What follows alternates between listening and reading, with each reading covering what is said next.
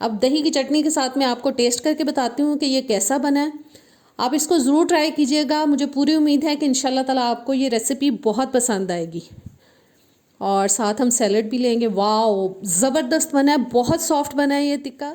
अस्सलाम वालेकुम जी, कैसे हैं आप सब लोग? उम्मीद करती हूँ सब खैरियत से होंगे। अल्लाह पाक सबको अपनी हिफ्ज़ व अमान में रखें और हमेशा खुश रखें।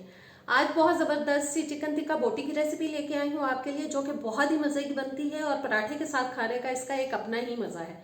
तो इसके लिए आपको वीडियो को लास्ट तक ज़रूर देखना पड़ेगा। चैनल पे नए आए हैं तो प्लीज़ सब्सक्राइब कर दें मेरे चैनल को, बेल के बटन को प्रेस करें ताकि नई वीडियोस आप तक आती रहें। वीडियो अच्छी लगे तो लाइक और शेयर कीजिएगा। तो आइए बिस्मिल्लाह करते हैं, बना लेते हैं इसको जल्दी से जी। तो हमने चिकन ले लिया है 300 ग्राम।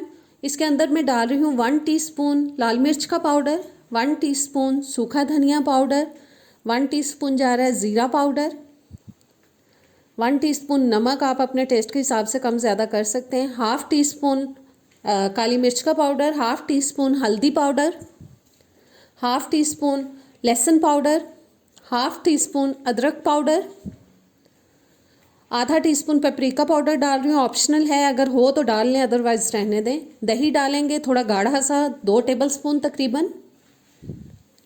1 टेबलस्पून वाइट सिरका जाएगा।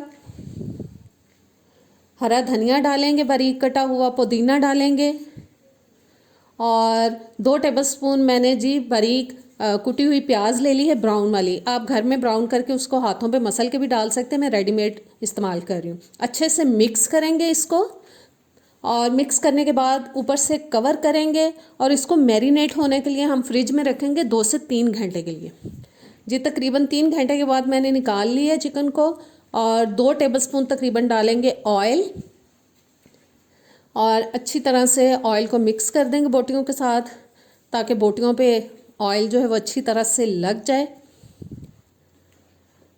और मिक्स करने के बाद अब हम इनको शाशलिक स्टिक्स के अंदर डालते जाएंगे।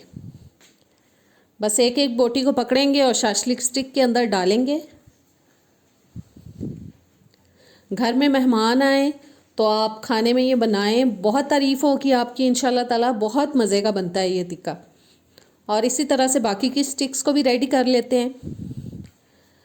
अब जी मैंने एक पैन ले लिया है, उसके अंदर मैं डाल रही हूँ 2 से 3 टेबलस्पून कुकिंग ऑयल।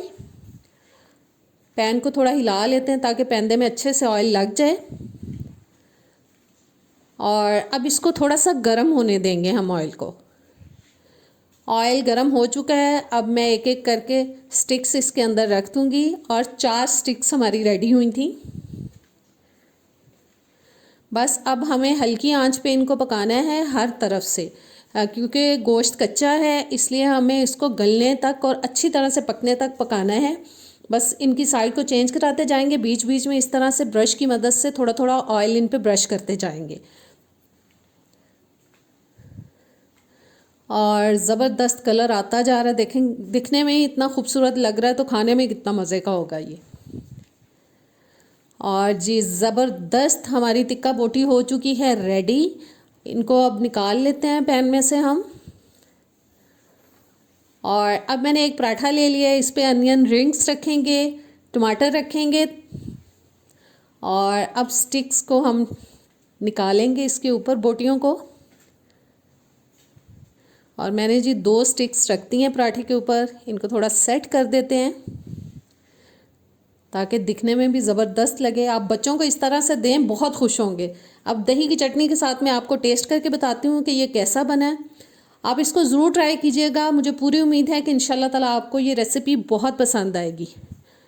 और साथ हम सैलड भी लेंगे। वाओ, ज़बरदस्त बना है, बहुत सॉफ्ट बना है ये टिक्का। और मैं अपना हाथ मज़ीद नहीं रोक पाऊँगी, इसलिए आप सबसे अब इजाज़त चाहूँगी। अल्लाह हाफिज़।